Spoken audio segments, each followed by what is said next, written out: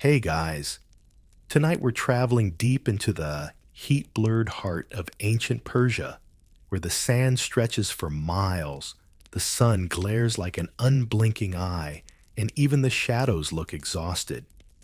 You're walking through a world built in a furnace. Dry air scratches the back of your throat.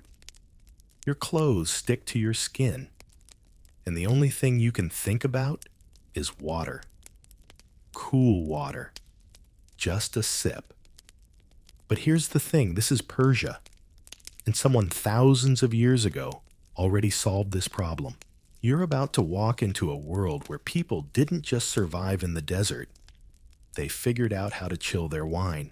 So before you get comfortable, take a moment to like the video and subscribe, but only if you genuinely enjoy what I do here. And if you're listening from somewhere hot or somewhere freezing, drop your location and local time in the comments. I love seeing where our sleepy little history club reaches. Now dim the lights, maybe turn on a fan for that soft background hum, and let's ease into tonight's journey together. You arrive at a small, dusty village. Nothing dramatic. No towering ziggurats or grand marble temples. Just pale earth buildings that look like they grew out of the ground itself. The air is heavy still. A donkey stares at you without interest.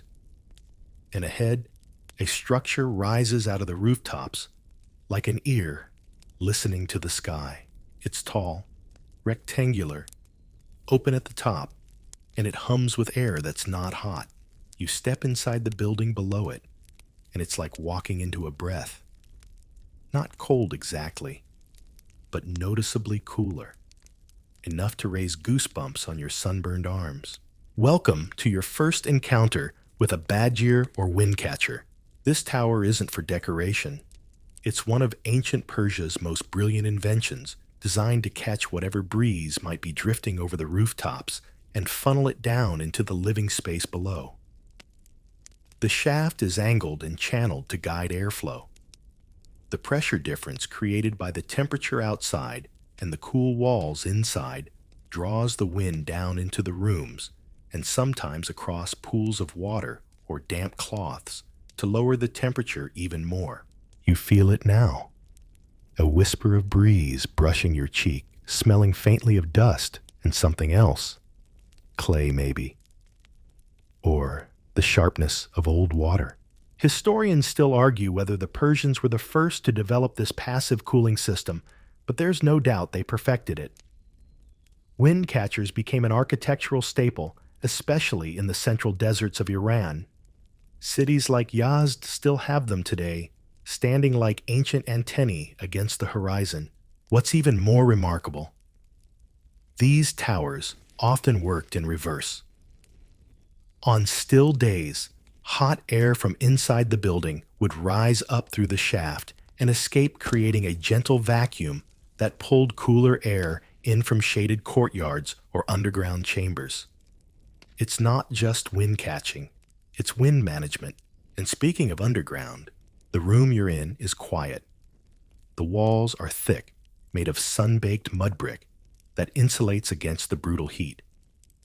You run your fingers across the surface, rough, dry, and slightly cool. A small jar sits in the corner, simple and unglazed. You pick it up. It's heavier than you expect.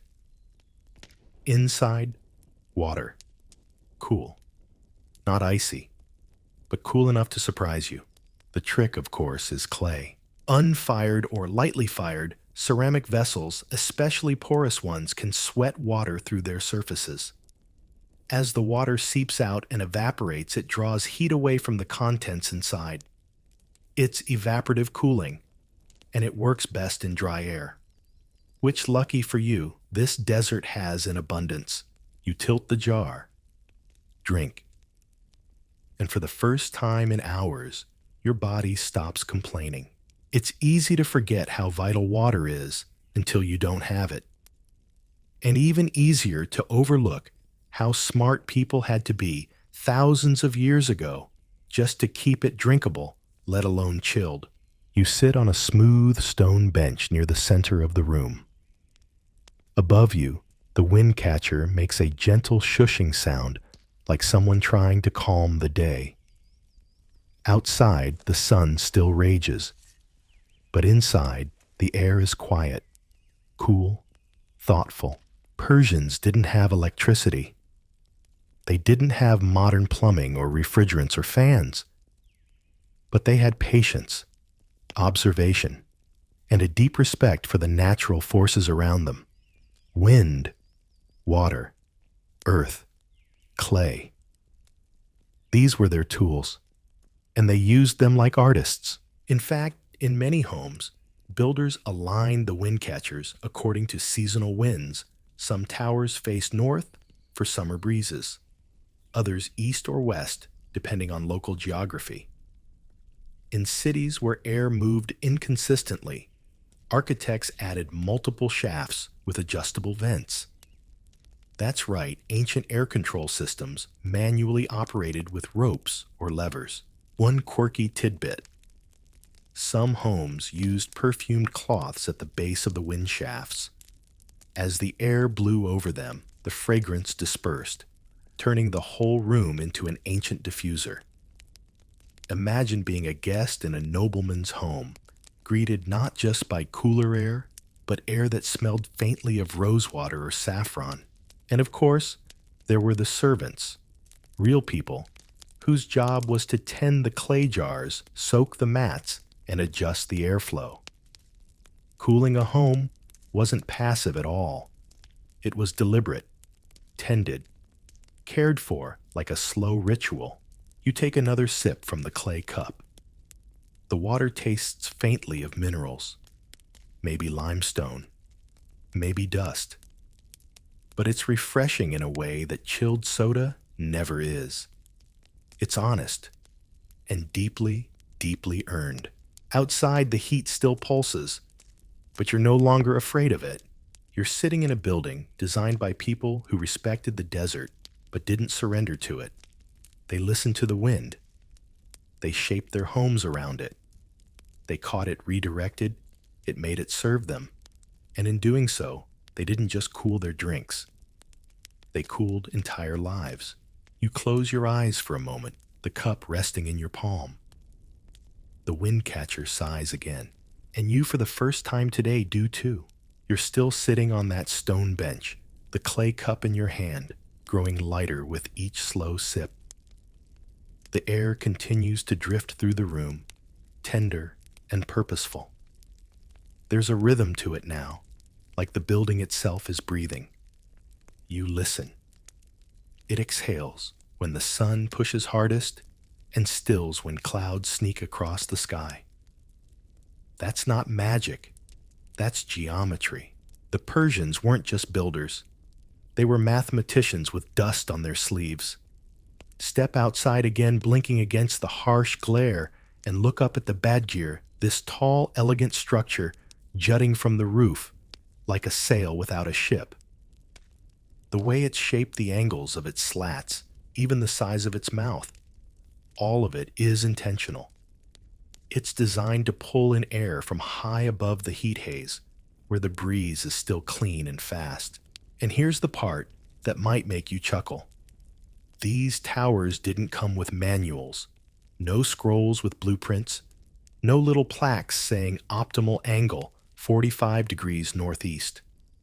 They were crafted from observation, trial, error, the kind of knowledge passed down not in libraries, but on rooftops between fathers and sons, mothers, and daughters, brick by carefully laid brick.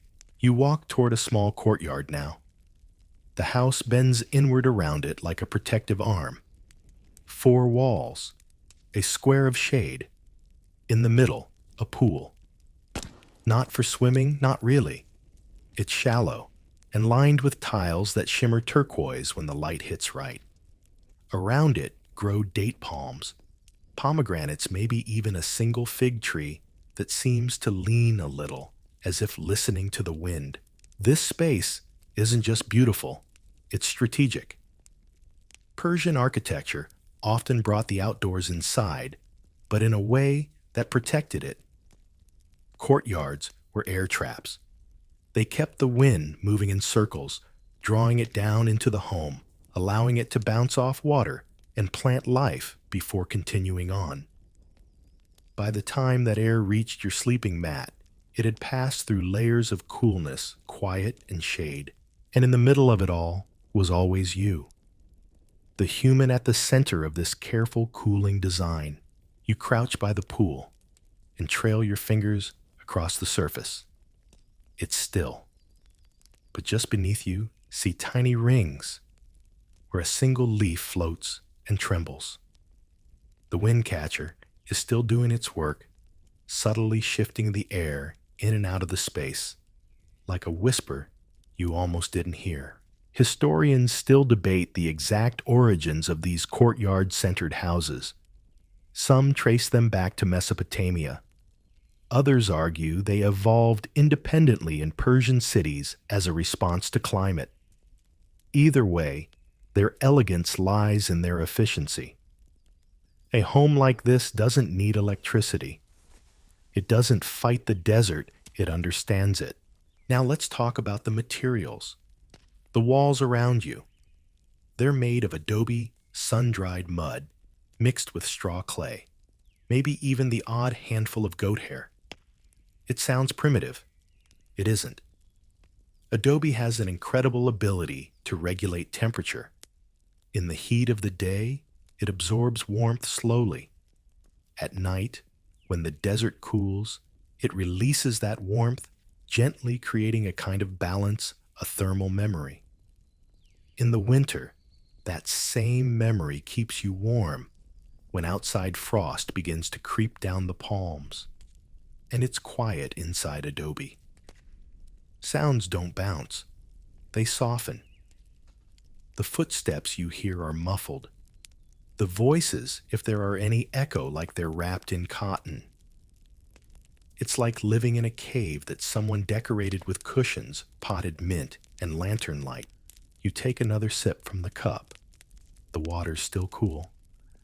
Not because anyone added ice, there is no ice, but because it was stored properly. Maybe in a semi-subterranean chamber, lined with porous clay, where evaporation keeps everything just a few degrees cooler than the air above. These techniques, basic, even boring, are powerful. Sometimes, the smallest decisions, where to place a jar, which way to face a window, decide whether you'll sleep through the night or toss sweating until dawn. The person who lives in this home, let's say her name is Layla, has lived through 30 summers. 30 waves of heat so sharp they crack tiles, warp doors, and melt the varnish off carts.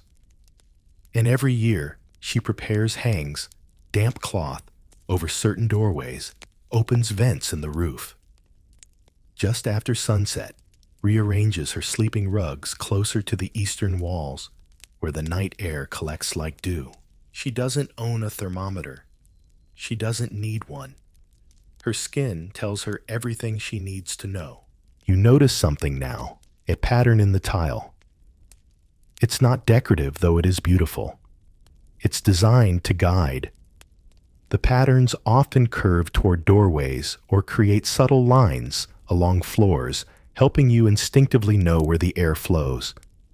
Step into a mosque built in this style, and you'll feel the same. Air doesn't just arrive. It's welcomed, directed, and gently invited to stay. And while we're here, do you remember those clay jars you saw earlier? Let's talk about zir pots. These are ancient refrigeration devices. 2 unglazed earthen pots, one nested inside the other, with wet sand packed in between. As the water in the sand evaporates, it draws heat out from the inner pot, keeping its contents cool. Cheese, butter, fresh herbs, even medicine, all preserved in a system that needs no wires, no switches, no bills. You crouch beside one now. Someone scratched a name into the rim, maybe the potter's, maybe the owner's. The clay smells like sun and soil and old hands. It hums softly with the business of cooling. And here's something delightful, even today, in parts of rural Iran, Afghanistan, and North Africa, people still use this technique. Not because it's quaint, because it works. So much of this world was built from patience and dust, from learning the slow rhythms of the wind, the way shadows fall at different times of day, and what happens to a pomegranate if you store it beside mint leaves overnight. You lie back against the wall. It's warm, but not hot. The breeze touches your face again, and this time it smells faintly of rose. Someone somewhere just soaked a reed mat in scented water, and you're not going anywhere. Not while the wind still moves like this. You stay where you are, the breeze cradling your neck, the scent of damp earth and rose water still lingering in the air. The sun hasn't cooled, not really, but you have. And that's all that matters. You let your eyes drift toward the side of the courtyard where a narrow, darkened stairwell leads downward. A child runs past you, barefoot, shouting something about cold rocks in the sweet jar. Curious and still carrying your now empty cup, you follow the path. The heat softens with each step underground. And then you're there. You've entered a yakchal. From the outside, it looks like a giant beehive made of mud and straw, domed, cracked, and vaguely whimsical. But here below the surface, it feels like a secret. The air is thick and still. The walls slope inward, smooth and impossibly tall. This is not a room. It's a container. For ice. Yes, ice. In the desert. Historians still argue whether the Persians invented the concept of passive refrigeration or simply perfected it. But the yakchal, literally ice pit, is one of their greatest contributions to architecture and daily life. These structures date back more than 2,000 years and were designed to keep ice snow and other perishables cold even during the blazing heat of summer. It sounds impossible, but here's how they did it. In winter, ice was harvested from nearby mountains or created in shallow outdoor pools overnight. Water would freeze under the desert's frigid night sky, and the slabs would be hauled wrapped in straw, cushioned in fabric, into the yakchal before the morning sun returned. Over time, layers of ice formed at the base of the structure. By the time summer arrived, the stash was deep and cold enough to keep milk from spoiling, yogurt from turning, and certain delicate dishes from melting into mush. And these weren't just simple holes in the ground. The structure above, tall, domed, and thick-walled, was crucial. The walls were made with a special mortar called saruj, a mix of clay, ash lime goat hair, and sand designed to be waterproof and insulating. The dome shape helped circulate cool air, pushing the warmer air upward where it could escape through cleverly placed vents. No fans. No electricity, just thermodynamics, with a little help from mud. You run your hand along the inside wall. It's cool to the touch, maybe even cold. Down here, the desert feels very far away. In the center of the chamber, a few large ceramic pots sit clustered together. One is sealed with wax. Another has a lid made from stitched goat leather. You lift the cover on one gingerly and find rose-scented syrup, thick, dark, still glistening. This isn't a pantry, it's a vault, a place to store what is precious, rare, and fleeting. And perhaps that's why the yakchal was more than just a refrigerator. It was a symbol of prosperity, of planning, of calm in the face of chaos.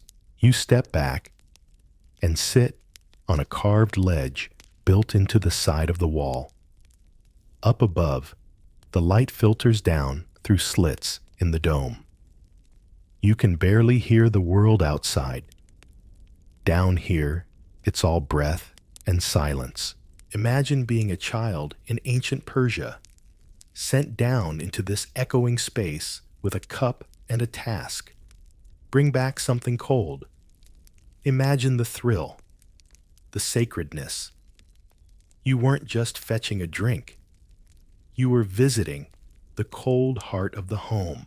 And when you returned syrup in hand or ice wrapped in cloth, you became a sort of magician, turning heat into relief, the desert into something generous. But of course, none of this worked without planning. The entire system of yakchals, windcatchers, shaded courtyards, and underground chambers only functioned when the community maintained it. Someone had to dig the trenches that channeled runoff. Someone had to clean the saruj walls. Someone had to track the freeze-thaw cycles at night to know when the outdoor ice pools were safe to harvest. This was labor. And it wasn't glamorous. Often, it fell to servants, or women, or elderly family members who knew the quiet patterns of the sun and could tell time by shadow instead of by clock. One fringe theory suggests that certain families pass down ice knowledge the way others might pass down land or jewelry. A grandmother might have known just how many handfuls of straw to use, or which hours produce the coldest air. That knowledge wasn't written in books. It was spoken, repeated, folded into daily tasks until it looked like just another chore. But it wasn't. It was science disguised as housework. You return to the stairwell and climb slowly upward. The warmth returns, but now it feels less aggressive, more like a blanket than a threat. Your eyes blink against the sunlight as you step outside, and once again, the breeze from the windcatcher greets you as if nothing extraordinary had just happened, as if you hadn't just touched winter with your hands. Outside, you hear laughter. Someone is grinding spices nearby, and the aroma hits you like memory cardamom cinnamon, a hint of dried citrus. You follow your nose to a shaded alcove where a few older women are preparing what looks like sharbat, a Persian chilled drink made from fruit syrup, flower water, and snow if you're lucky. One woman scoops something pale and slushy from a glazed bowl. Ice, she tells you, smiling. Well, what's left of it? She hands you a cup. You taste. Cold, sweet, almost floral. Your tongue tingles from the chill. Again, you marvel not just at the drink, but at the calm confidence behind it. These people weren't rushing. They weren't panicked. They weren't scrambling to escape the sun. They had simply planned for it, watched it, listened to it, and found ways to meet it on equal ground. Historians still debate how many yakchals existed at the height of Persian engineering. Some say hundreds. Others argue it's hard to count since many were adapted from older storage systems. What they do agree on is the system worked, and in a world that was always one heat wave away from ruin, that kind of reliability wasn't just clever, it was sacred. You lean against the courtyard wall. Again, cup in hand, and glance toward the windcatcher. It sways slightly in the breeze, just enough to remind you it's still working, still watching the wind, still whispering cool air down into clay hearts and resting places. And for a moment, everything is still. The courtyard feels quieter now, as if the air itself has exhaled. A single bird calls from the date palm, its voice swallowed quickly by the thick walls. You trace your fingers along a line of glazed tile blues and greens, arranged in a lazy wave like someone tried to teach the wind how to swim. Your cup is empty again, but you don't mind. What stays with you is the coolness and the quiet power of what you just saw underground. You're beginning to realize that in ancient Persia, coolness wasn't just comfort. It was a kind of mastery. a quiet defiance. The desert roared, and they answered not with fire, but with stillness, clay, and geometry. You wander further into the home, ducking under a low archway that opens into a wide hall. This is where you finally meet the genius of the Qanat. If the windcatcher is how they tamed the air, the Qanat is how they whispered through the earth. At first glance, there's nothing remarkable here. Just a long hallway, cool underfoot, its ceiling slightly vaulted. But then you hear it, that hush like a distant stream, only softer. You follow the sound to a stone grate near the corner. When you kneel and peer through, you see it water, flowing silently below the house, so clear it's almost invisible. Welcome to the underground river system that kept entire cities alive. A Qanat is at its core, a sloping tunnel dug into the earth to channel groundwater from mountains or foothills into cities and farms. But calling it a tunnel is like calling the pyramids a pile of bricks. These were marvels of quiet precision. Some stretch for miles, dug by hand through rock and sediment. They required an almost absurd understanding of geology, angle, and patience. Here's the wild part. The slope of the tunnel had to be exact, just enough to let water trickle downhill, but not so much that it rushed or evaporated. A gradient of about 1 meter drop per 1,000 meters of length was ideal. Too steep, the water floods or disappears. Too flat, it stagnates. Historians still argue over how Persian engineers measured with such precision, using only rope wooden plumb lines and intuition. Some believe they watched birds and animal tracks to trace underground flows. Others say they simply listened to the soil, to the shifts in temperature, to the vibration of tools against rock. To build a qanat, workers dug vertical shafts straight down into the earth every 20 to 30 meters. These were access points used to remove dirt, circulate air, and provide maintenance windows. Looking down, one is dizzying, a narrow tube of darkness, often stretching 100 feet deep, with footholds carved into the sides. Imagine climbing that, with a basket of mud on your back, then doing it again. And again, and yet they did. For centuries, generation after generation of Mukhani's Qanat diggers, whose work was so skilled and so dangerous that some were honored, like surgeons or master builders. You glance back at the grate. The water beneath your feet is moving slowly, like time itself, not rushing, just arriving. In some homes, this water was channeled into sardabs, or basement rooms, designed specifically to be cooled by passing water and shade. These spaces were lined with tile, often decorated with floral or geometric patterns meant to mimic the feel of gardens. Here, families would rest during the hottest hours, sometimes even sleep. A bit of rose water might be sprinkled on the tiles. The air would grow fragrant, cool, forgiving. You descend into one now. The stairs are worn smooth by feet. Someone lit a small oil lamp in the corner, and it flickers against the walls. There's no furniture, just woven mats, a few cushions, and a stone bench curved along the wall. But it's cool.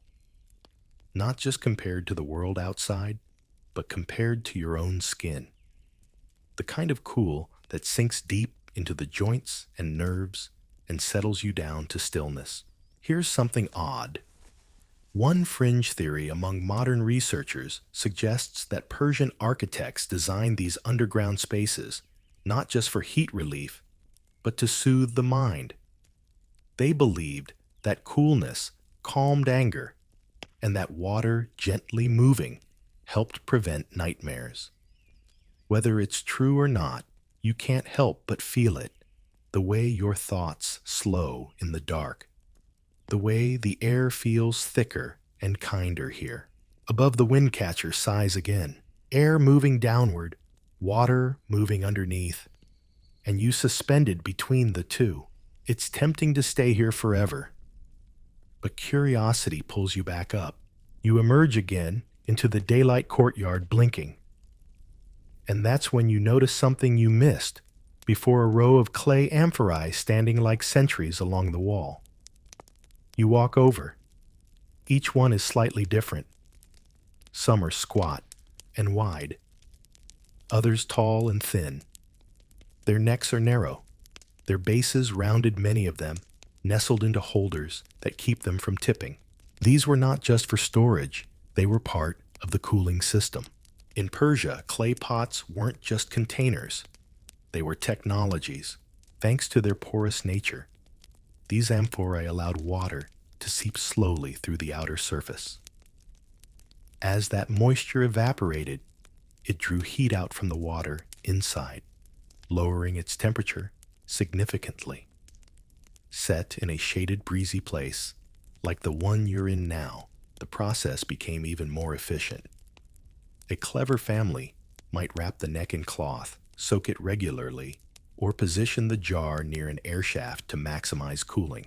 This method, known today as evaporative cooling, still works. You could try it in your backyard tomorrow. But here, surrounded by palm trees and silence, it feels like part of something older, wiser, less rushed. You lift one lid and inhale. The water smells clean, with a hint of clay.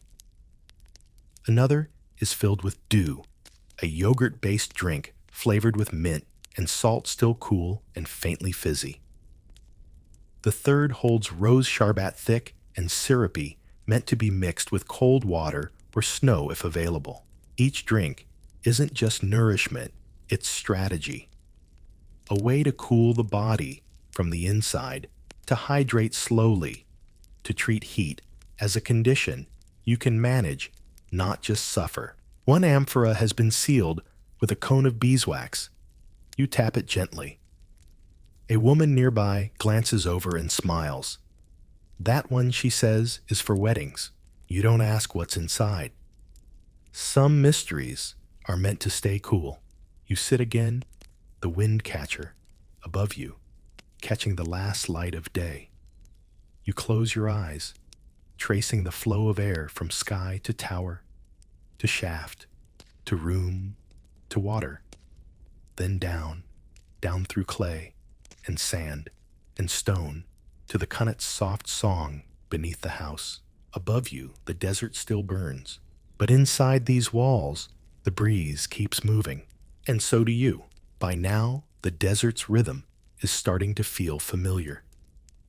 The brightness, once harsh and unforgiving, has softened into something golden, slanting across the tiled courtyard in long ribbons. The air still carries heat, but it feels distant now, as if it's been filtered through enough layers of wind and stone to lose its bite. You stretch your legs and find yourself drawn toward the edge of the property, where the cultivated spaces give way to the unshaped land, and where a group of workers is carefully tending to something unexpected. Wide, shallow basins dug directly into the earth. At first glance, they look like puddles from a forgotten rainstorm. But then you see the shine of water spread thin, no deeper than a few inches, glistening beneath the open sky. Long clay channels lead to and from the basins, carrying water in measured trickles. Around them, small piles of straw and a few worn tools lie neatly arranged. You're about to walk past when one of the workers' face lined with sun and smile waves you over and gestures for you to crouch. Come back before sunrise, he says, and bring your hands. You do. You wake before dawn. The stars haven't left yet, and the air has gone sharp again. The kind of chill that reminds you you're in a desert where heat and cold live just inches apart. When you return to the shallow pools, everything glows faintly under the fading moonlight. And this time, there's a new layer covering the water, a delicate crust of ice. Yes, ice in the desert, made overnight. You kneel beside one of the basins. The ice is thin, just a skin really, but it's there. You touch it with your fingertips. It cracks softly, like old parchment. Beneath it, the water is still liquid. But on top, winter. This is ice making in the desert. And it's not a trick, it's physics. The technique was practiced across parts of ancient Persia, particularly in desert cities, where large yakhchals already existed to store the result. It relied on a few basic principles: clear night skies, extremely dry air, and shallow basins of water, placed in wide open areas, exposed to the sky. As the heat from the water radiated upward, it wasn't trapped by cloud cover or humidity. It escaped freely into the atmosphere. The result? The surface temperature of the water dropped below freezing, even if the air around it remained slightly above. It's known today as radiative cooling, and it works best in the very places we assume are the least hospitable to cold. Historians still argue whether this method was discovered by accident, perhaps a forgotten wash basin left out overnight, or whether it was the result of careful experimentation. What's clear is that once the method was understood, it was refined with almost artistic precision. Workers learned to dig long trenches to hold multiple shallow pools, to orient them in ways that minimized wind disruption, to time their filling just after sunset, so the water began cooling at its cleanest, most still state. And then when dawn arrived, the ice was harvested. You watch now as the workers return. They move gently, quickly.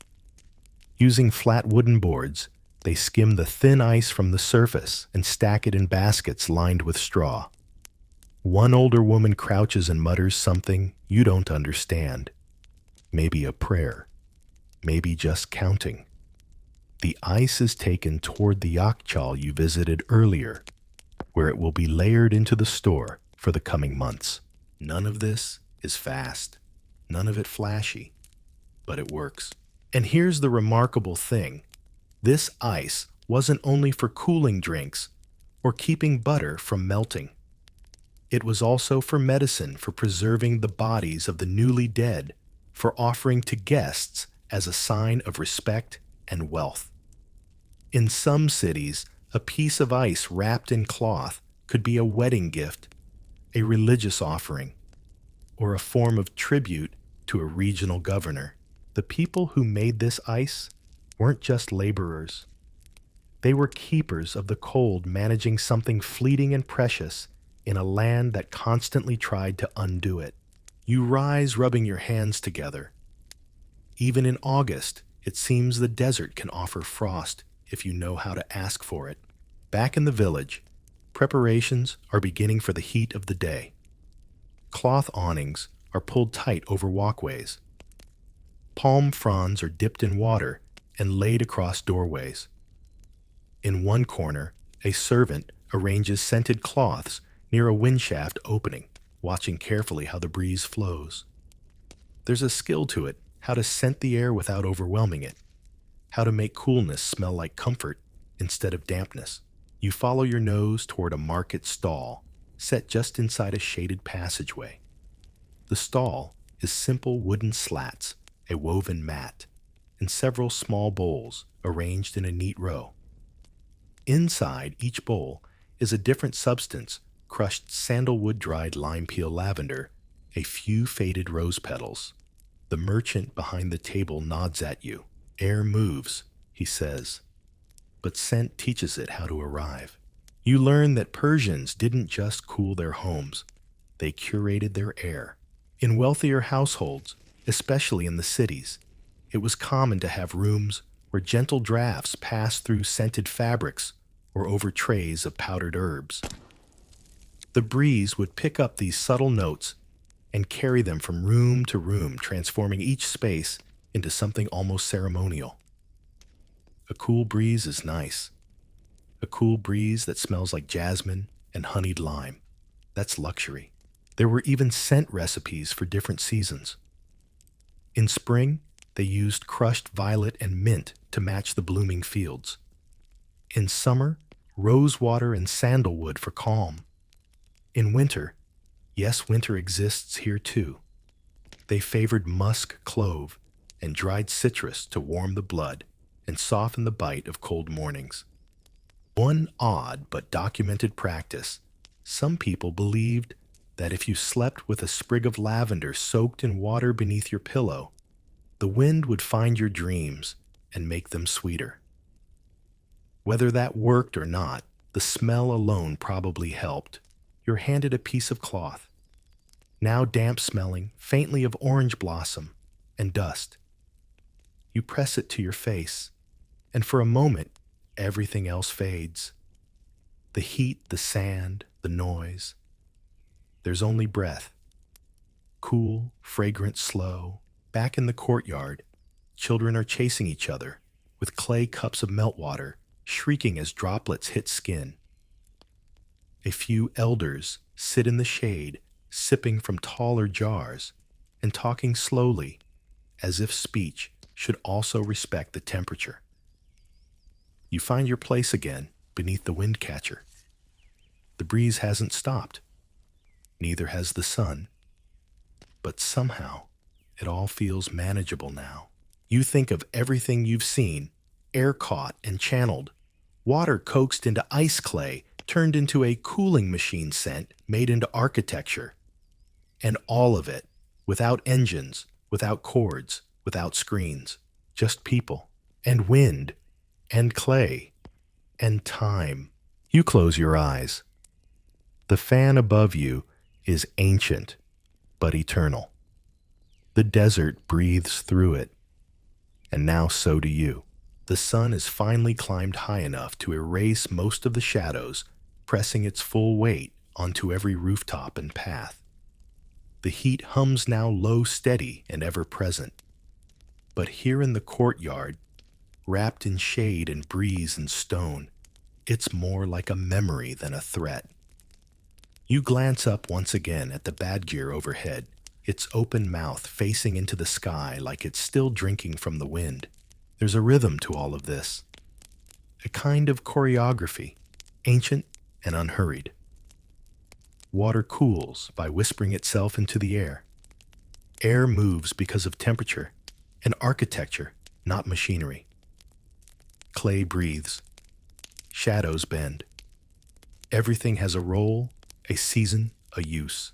You step outside the home for a moment, into the maze of narrow alleyways that weave through the village. The walls are tall and blank, built close together, not out of secrecy, but survival. The narrowness creates shade tunnels, passages that stay cool long after the morning sun has risen. In some places, they're so tight that two fully loaded donkeys couldn't pass without a polite negotiation. The air here is still, but not stale. It's contemplative. You pass a woman drawing water from a covered well, the pulley creaking with a slow, musical rhythm. She doesn't rush. Nobody does. In this heat, speed is not efficiency, it's wasteful. Movement is measured. Conversations happen slowly, punctuated by sips and silences. Even time seems to thicken. And then you see it, a small public square, more like an opening than a plaza. At its center stands a salsabil, a narrow stepped fountain designed to cascade water in delicate ripples, not roars. Unlike European fountains, which often shout and sparkle, the salsabil whispers.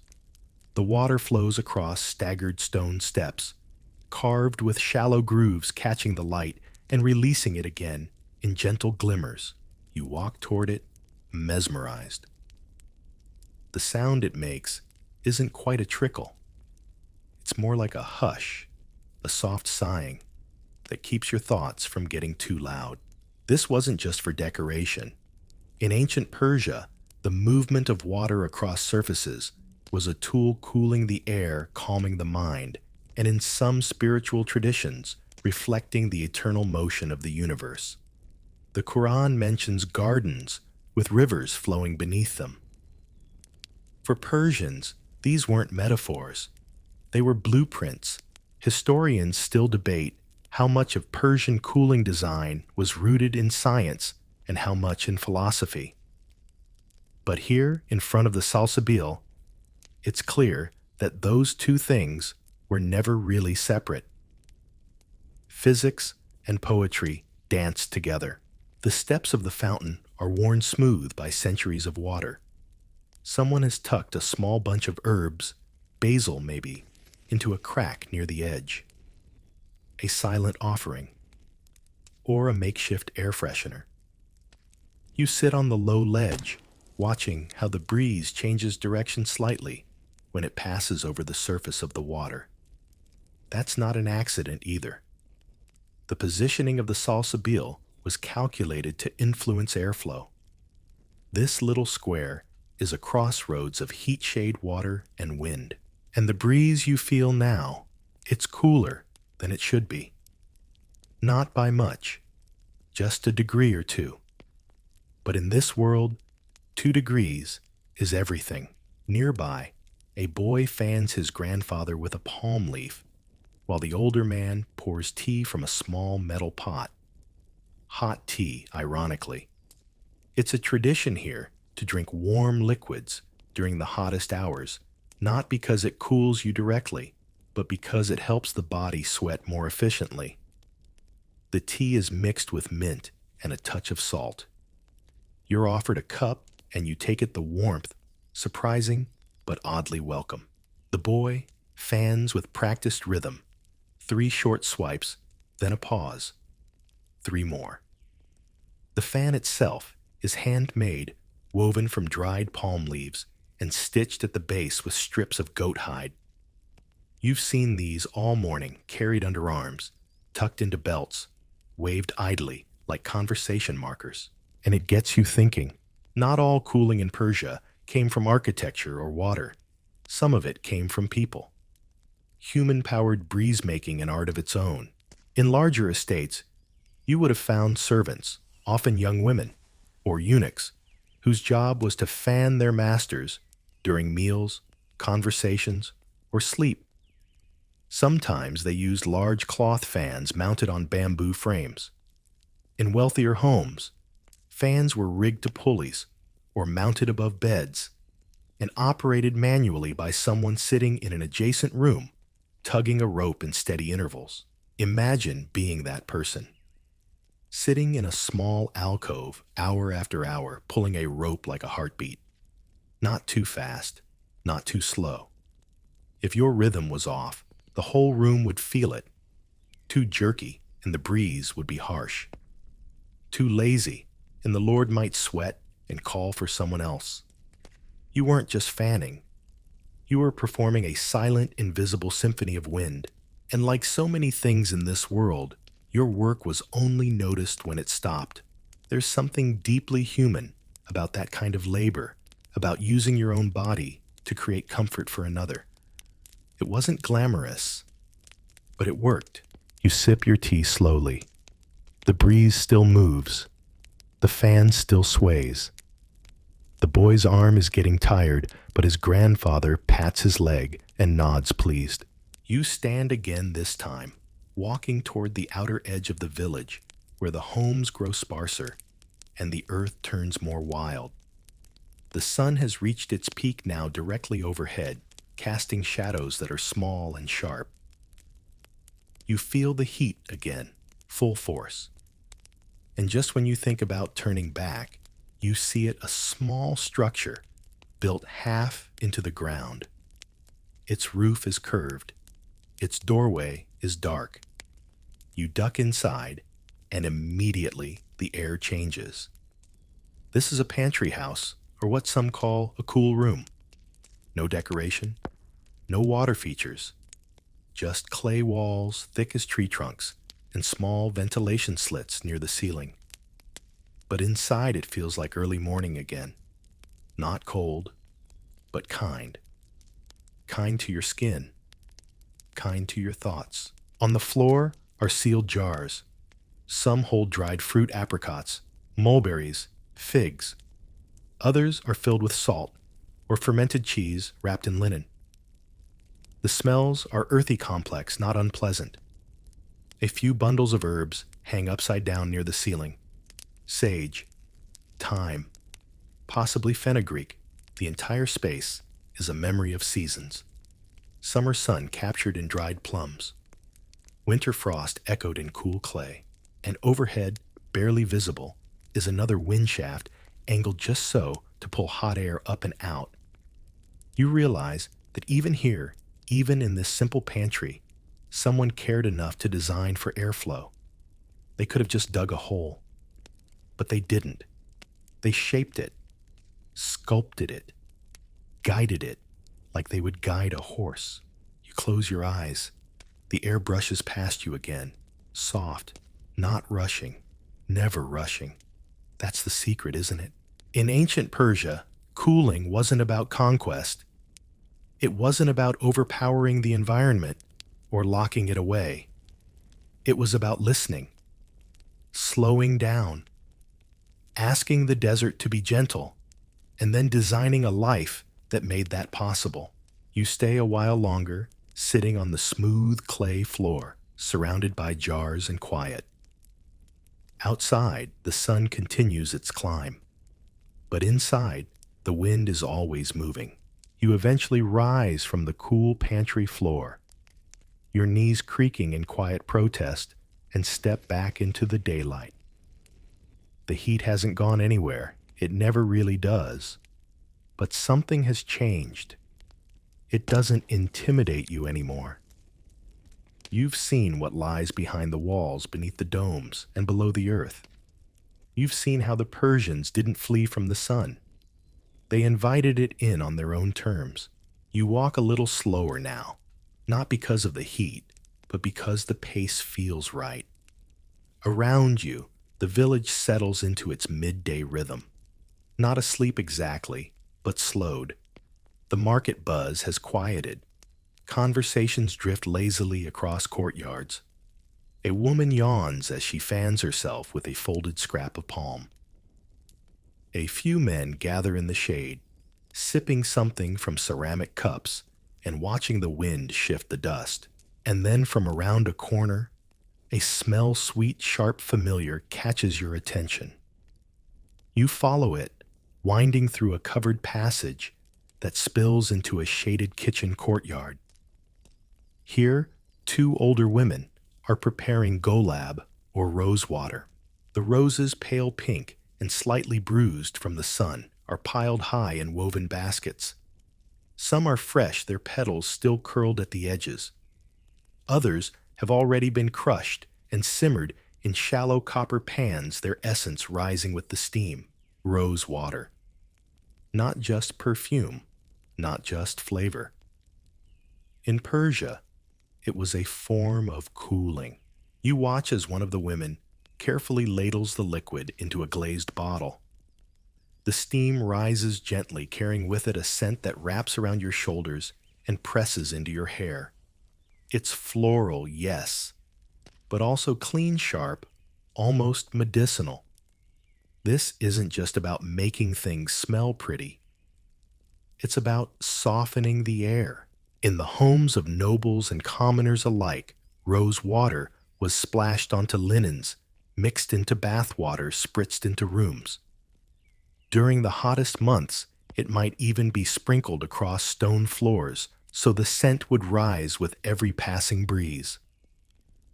A guest offered rose water to wash their hands was being honored not just with hospitality, but with a kind of seasonal protection. Cooling wasn't just physical, it was emotional. Historians still debate whether rose cultivation in Persia began as a medicinal practice or a culinary one. Some say it was the Zoroastrians who first used rose oil in rituals to honor the divine. Others argue the perfume trade drove its popularity. Either way, it bloomed both literally and culturally. You're handed a cup now glazed green on the inside and warm from the hand that passed it. Inside is a mixture of water, rose essence, and something tart, perhaps sour cherry or black lime. You sip, and the taste is delicate, a little bitter, very clean. Your tongue tingles. It's not cold, but your whole mouth feels refreshed. It's easy to forget that cooling in ancient Persia wasn't just about defeating the heat. It was about creating balance. Rose water didn't erase the sun. It softened its aftertaste. One of the women begins pressing petals between two pieces of parchment, leaving behind faint red stains like fingerprints from a flower. You smile. Even the waste here is beautiful. From the kitchen courtyard, you wander toward the outer fields, where a small plot of herbs sways in the afternoon breeze. A child is watering the base of a fig tree, with the last of the morning's runoff scooped from a basin that once caught the air's condensation. Behind the tree stands a wall of woven reeds, parday dampened regularly and hung like curtains across breezeways. As the air moves through the wet reeds, it cools. Not dramatically, not enough to drop the temperature by 10 degrees, but enough to matter, enough to remind the body that it hasn't been forgotten. These reed screens are old, cheap, and incredibly clever, and they still work. You rest in the shade of the fig tree and close your eyes, letting the breeze pass over you through the scented veil of water and reed. It smells like soil and sweetness. If you concentrate, you can hear the distant sigh of a windcatcher. A donkey brays. Someone drops a clay cup. The world goes on. And all of this, every element of this day, is shaped by an unspoken conversation with the environment. Not domination, not escape, just cooperation. You remember something you were told earlier, that in some cities architects would spend days, even weeks, just watching how the wind moved through a new construction site before laying a single brick. They didn't have weather apps. They had patience. They studied shadows, listened to rustling leaves, tasted the air at different hours, and from that information, they designed homes that breathed. There's a fringe theory among some scholars that Persian builders had a primitive understanding of Bernoulli's principle, the concept that faster moving air results in lower pressure, drawing cooler air from lower areas. There's no written proof. But when you see how air moves through this village, how courtyards are sunk, how towers are shaped, and how water is placed to accelerate cooling, it's hard not to believe they knew something. They may not have named the math, but they felt the physics. You rise and start to walk again, feeling a little dazed in that good heavy way that only late afternoon can bring. The sun has begun its slow descent, casting longer shadows, now turning walls gold and windows into fire. You pass a stone bench where a man is sharpening a sickle, his movements methodical slow. Next to him, a younger woman sits spinning thread. Neither of them speaks. They don't need to. The breeze moves between them like a third companion. Their silence isn't empty, it's restful. You realize something else then in this world. Cooling was not just survival. It was a cultural value. To be cool, not just physically, but socially meant to be calm, measured gentle. Anger was considered a kind of internal heat, something that disrupted balance. Food was labeled hot or cold, not by temperature, but by its effect on the body. Cucumbers were cool. Lamb was hot. Yogurt balanced out rice. Mint softened stew. These weren't random traditions, they were expressions of a worldview where health mood an environment where all part of one system. To offer someone a cool drink, a shaded seat, or a damp cloth for their brow wasn't a luxury. It was an ethical act, a declaration of hospitality. You cooled others because you should. And you're beginning to feel it now. Not just the physical relief of shade and breeze, but the philosophy of it, the moral architecture of comfort, where every jar, every fan, every windshaft is saying, you are welcome, you are thought of, you are safe here. The sun slides further, brushing the tops of trees with orange. The scent of bread baking drifts from a nearby oven. Someone laughs. A girl sings to herself as she waters plants with a clay jug, its curved spout sending water in a ribbon-like arc. You watch it fall, splash soak disappear into soil, and you sit again. Not out of exhaustion, but reverence. Because somehow, through nothing more than clay and air and kindness, this place has made you still. You stay seated beneath the soft canopy of a pomegranate tree, the air lightly stirred by the evening's earliest breath. It carries the scent of warm bread and distant smoke. Someone has begun tending the coals for the evening meal. The courtyard is changing. What was once a shelter from the day's heat now becomes a gathering place, a transition zone where bodies relax, voices soften, and the wind becomes part of the conversation. You're not just observing anymore. You've become folded into the rhythm, the slow pulse of life built around air and time. And still, that gentle wind flows, never rushing, never absent. It curls around corners. It slides down towers. It pools where it's needed and disappears where it's not. By now you recognize its signs, the barely there flutter of a reed curtain, the dry chime of a ceramic wind bell, the moment when the sweat on your neck no longer stings. You understand that this wind isn't chance. It's orchestrated. You wander through the home again, this time noting all the subtle tricks that once felt invisible. The placement of doors, not across from each other, but slightly offset, creating gentle turns in the current. The open ceiling grills carved like lace their patterns, letting both light and air seep in like tea through cloth. The smooth, curved walls in the sitting room, shaped not for decoration, but for how they bounce wind gently around the space, like a whispered conversation passed from guest to guest. There's a science to it all, yes, but also a grace. The architecture behaves like a host. It welcomes you, guides you, tends to you without ever showing its hand. The heat is still outside, but inside there is only the quiet comfort of being looked after. You step into a long hallway lined with niches. Some hold books, others small ceramic vessels, one a lamp still glowing from an earlier match. A few of the niches are empty, which somehow makes them feel even more intentional.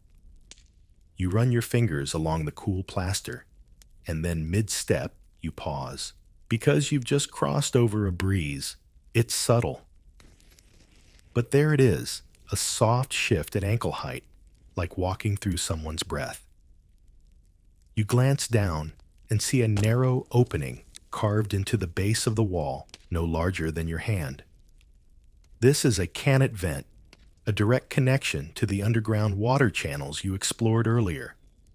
These vents were placed throughout homes to draw the naturally cooler air up from below, creating a slow upward current that, when paired with the descending air from windcatchers, created an indoor convection loop. You didn't notice it before because that's the point. Persian architecture doesn't ask to be seen. It asks to be felt. Historians still debate the full extent of this ventilation layering. Some argue that combining windcatchers with Qanat air created the earliest examples of natural air conditioning. Others suggest it was simply a matter of maximizing comfort with the tools available. But whatever the origin, the effect is the same as space that feels alive. Not with machines, not with wires, but with thought. You continue down the hall, where a pair of doors opens onto an enclosed upper terrace. The air is cooler here, not cold, but alert. The terrace overlooks the surrounding rooftops, a sea of domes and chimneys, and more windcatchers, each of them angled like sun-drowsy giraffes listening to distant thunder. The clay glows in the fading light. The village hums quietly, readying for night. Across a neighboring roof, a man climbs to adjust the wooden slats of his wind tower. His movements are slow practiced. He doesn't look up, doesn't call attention to himself. He makes a small correction and climbs back down. That's it. No ceremony, just maintenance. You suspect he's done it 1,000 times. Because here, coolness is not a luxury, it's a duty. In fact, in certain dynastic periods, government officials were appointed to oversee the management of public windcatchers and water systems. They ensured that underground qanats didn't clog, that ice houses were repaired, that shared wells remained clean. In some cities, records show seasonal taxes dedicated specifically to the upkeep of cooling infrastructure. It wasn't about individual comfort. It was about collective survival. And that collective effort extended into social behavior too. You recall something the merchant mentioned earlier, that coolness was part of etiquette. When visitors arrived, they were led to the shaded side of the house. Offered water first, not food. If conversation turned tense, it was paused, not because of disagreement, but because people believed that arguing in the heat led to bad decisions. Hot words, they called them, not worth wasting breath on. Come back when your body had cooled, and maybe your heart would follow. You smile at that. A culture that not only acknowledged how the weather shaped moods, but built rules around it. You think of all the arguments that could have been avoided back home if someone had just handed out cold towels before opening their mouth. Down below, lamps are being lit. Long-handled trays carry flames from room to room, igniting oil wicks placed in shallow saucers. The firelight dances on walls, bouncing between shadows that feel centuries old. You make your way back downstairs, following the scent of baking bread, the whisper of water trickling somewhere beneath your feet. Back in the central courtyard, dinner is being served. Clay bowls filled with stewed eggplant and yogurt, flatbread stacked under linen, slices of melon resting in a shallow tray of water to keep them cool until eaten. A woman pours dough, a salty, minty yogurt drink, into small cups. The drink is slightly fizzy, the result of natural fermentation. You take a sip. It tastes like relief. The conversation is soft, mostly gestures and murmurs. You don't need to know the language. You understand the tempo. The world has shifted into its nighttime rhythm. The fans have been set aside. The wind catchers still work, but now the stars take their turn as the ceiling. The clay holds the last of the day's memory, releasing its warmth with measured grace. You lie back on a woven mat, belly full skin, cool eyes heavy. Above you, the sky deepens into indigo. Someone plays a flute on a distant rooftop. It's not a song exactly, more like a mood being poured into the dark.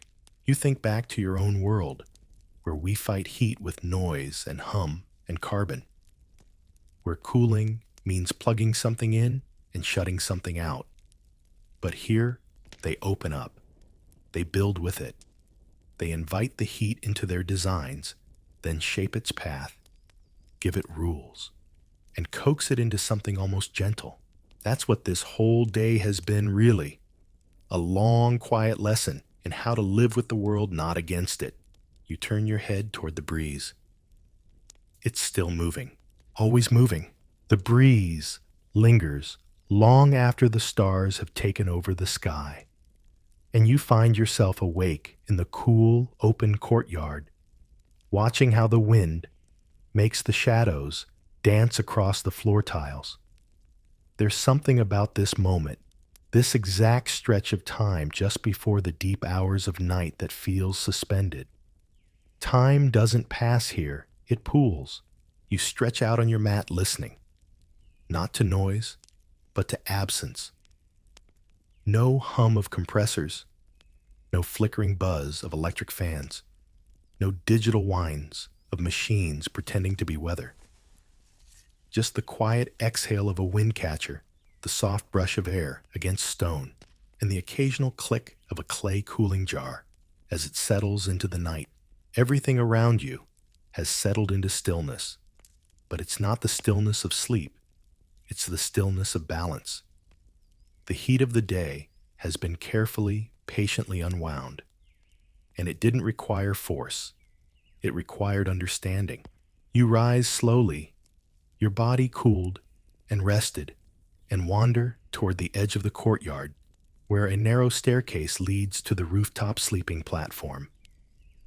These were common across Persia and many parts of the Middle East, a seasonal adjustment built into the architecture itself.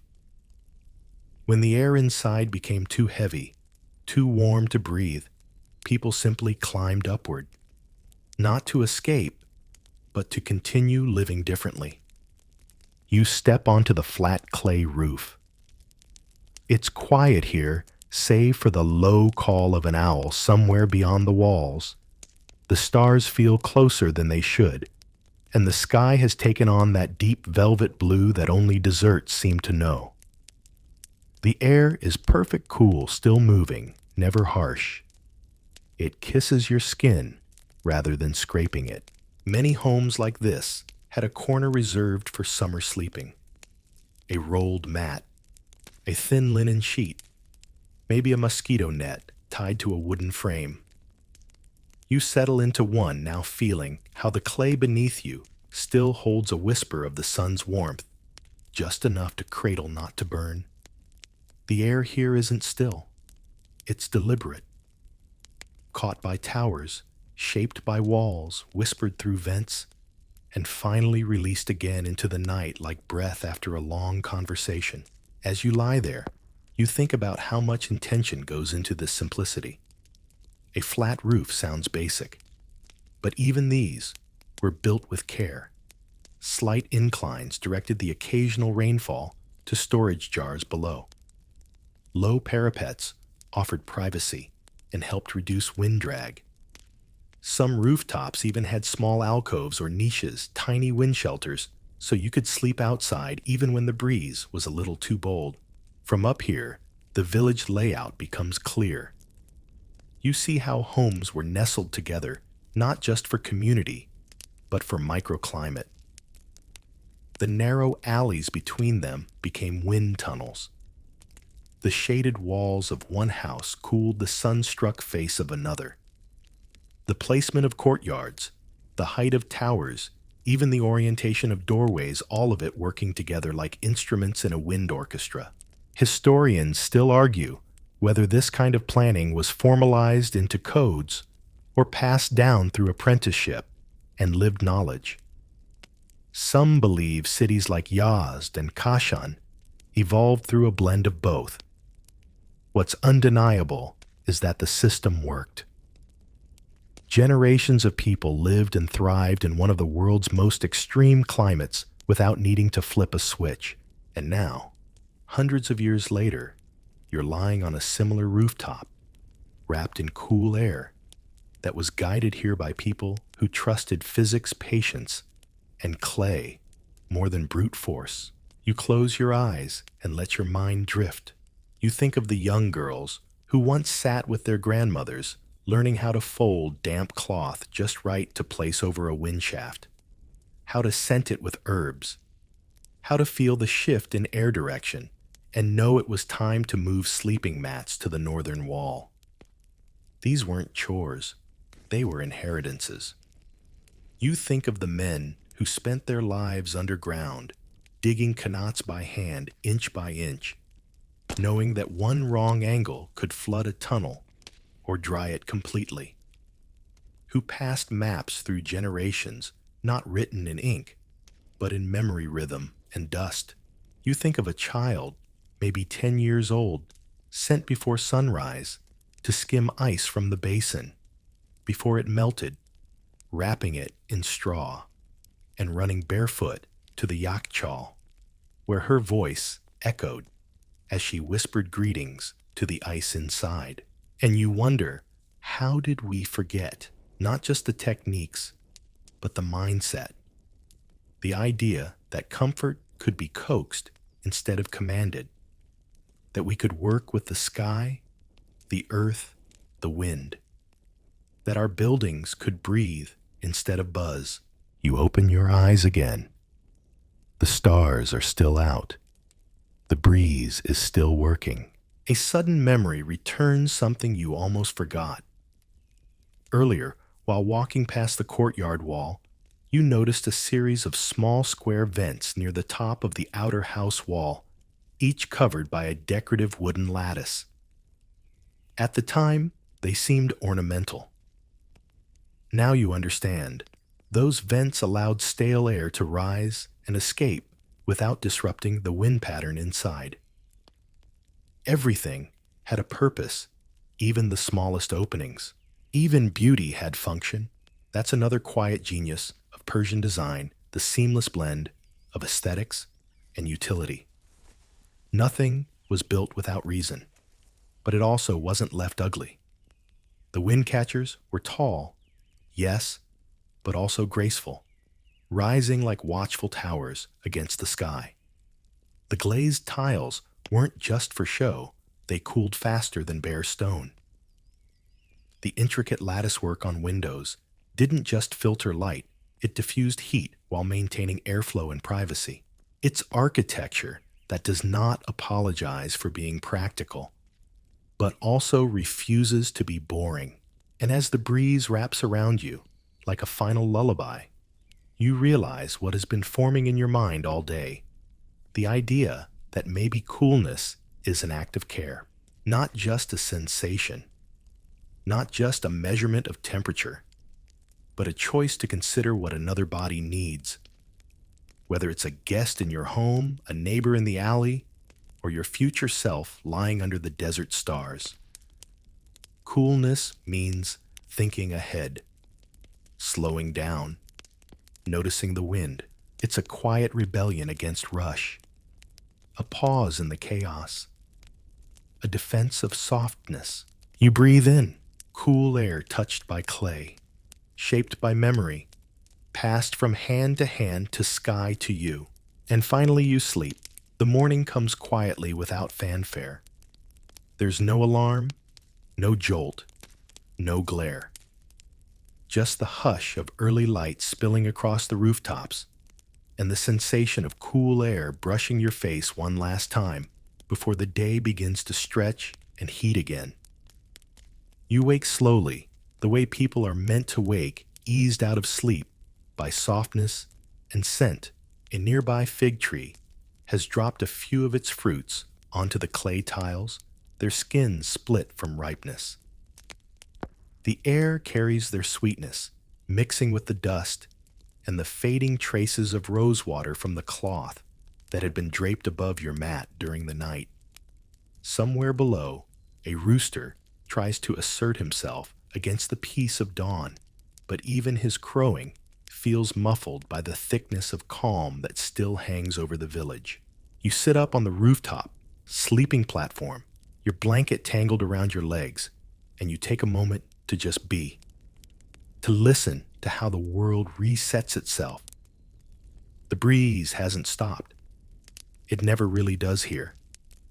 Even when the heat builds, Even when the walls grow warm, the wind still flows down towers, across courtyards, through vents under doors. Sometimes fast, sometimes faint, but always there. You make your way back down the narrow staircase, barefoot and careful. The clay holds a little chill from the night, but you can already feel the sun thinking about reclaiming it. The house is beginning to stir. Someone's sweeping the walkway, their broom made of palm fibers and tied with string. It's a quiet rhythm. Sweep, pause, breathe, repeat. The dust doesn't protest. It moves willingly. And it occurs to you, this isn't just a building. It's a system. Every part supports another. Every space interacts with airlight sound time. Even the act of sweeping sends little puffs of air into motion. Cooling here isn't a function, it's a relationship between architecture and nature, between routine and environment, between people and the elements they live among. You step into the inner room of the house where breakfast is being prepared. A basket of flatbread sits covered in linen, still warm from the early oven fire. A bowl of yogurt, speckled with dried mint and sumac, waits nearby. Someone has already poured water into a shallow ceramic dish and set it beside the open window. As the breeze comes through, the evaporation begins. The water disappears slowly into the air, and the room grows cooler by degrees. Not dramatically, but enough to make you notice. You're handed a piece of bread, soft and steaming. It's torn rather than cut, still delicate from baking. Alongside it comes a cup of sharbat, this time made with sour pomegranate syrup, mixed with cool water from the storage pot and stirred with a sprig of basil. You drink slowly. It tastes like something meant for clarity, like it was designed to sharpen your mind before the sun has a chance to blur it. Around the table, people are talking in low voices. Their speech is deliberate, measured not out of exhaustion, but because nothing here is hurried without purpose. A child brings in a wet cloth and places it gently over the windshaft. He doesn't look for approval. He's just doing what's done. You think again about the clay jars from the day before, the ones sweating gently in the courtyard shade, cooling their contents without noise or energy. They're still there, of course, silent guardians of the day's heat. One of them holds milk, another water for hand washing, another probably filled with vinegar and dried herbs used later in cooking, or maybe diluted as a cooling tonic for someone who's had too much sun. The zir pots do their work in silence. They don't demand attention. They just sit, breathe, and cool. If you hadn't been paying attention, you wouldn't even realize they were working at all. Which, come to think of it, is the perfect metaphor for everything in this place. The windcatchers, the courtyards, the underground channels. They're not grand or loud or even impressive in the way we've come to expect from historic feats. They're functional. They're seamless. They serve quietly and effectively, which is perhaps why so many people have forgotten to be amazed by them. And yet, there's something deeply philosophical about the way Persians approach cooling, not as an act of force, but as a negotiation. You start to recall stories you've heard of philosophers who used garden spaces like these to teach logic, ethics, and astronomy, not under vaulted ceilings, but beneath fig trees and in the open air. Of physicians who diagnosed not just with herbs, but with temperaments hot, cold, wet, dry. To treat illness, they cooled not just the body, but the environment. Even the act of sleeping on rooftops was seen as a kind of meditation, a return to the cosmos. The stars, after all, were maps, clocks, metaphors. And lying beneath them each night wasn't a retreat. It was a kind of alignment.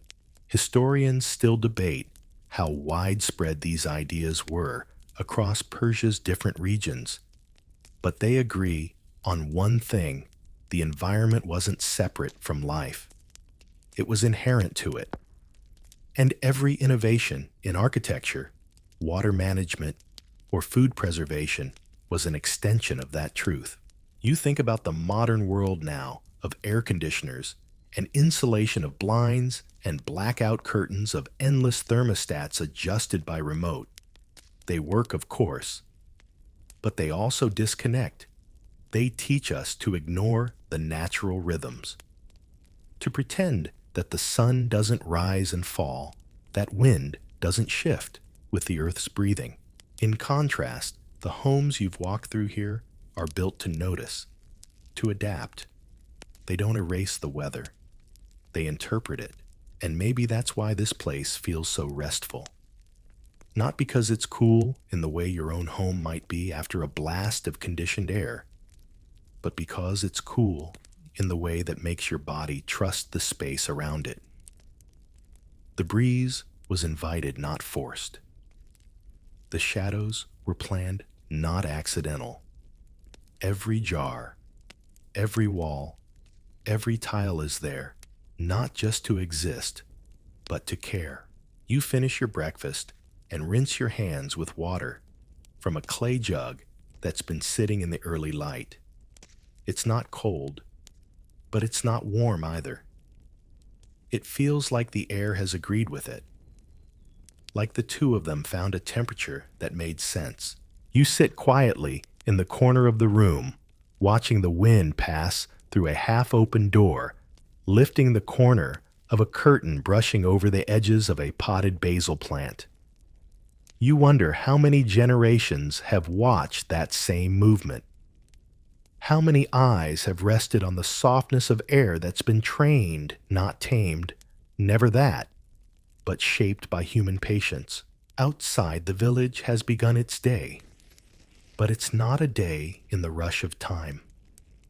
It's a day in rhythm, a day that remembers the sun will rise, and that coolness, however temporary, can be prepared for, shaped, shared. And as you lean back against the wall, a slow realization settles over you.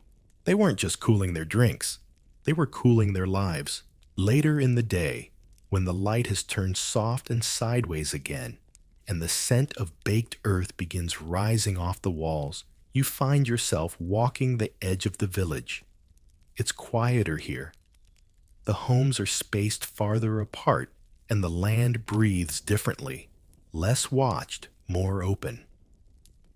A canal runs shallow along one side of the footpath, fed by a qanat you can't see but can hear if you walk slowly and let the sounds of modernity dissolve. The water moves with the calm of something that has never stopped moving.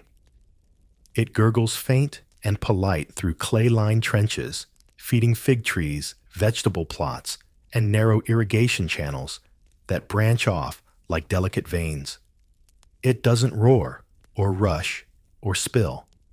It offers. It sustains. You squat beside the trench and let your fingers trail through it. The water is cool, startlingly, so like it remembers the mountain it came from. And in a way it does.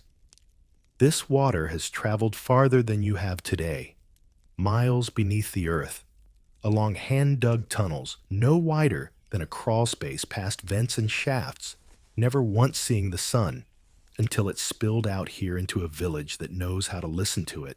In ancient Persia, this kind of water wasn't just necessary, it was sacred. Some communities held ceremonies when a new qanat was completed. The first trickle of water was greeted with poems, food, and offerings.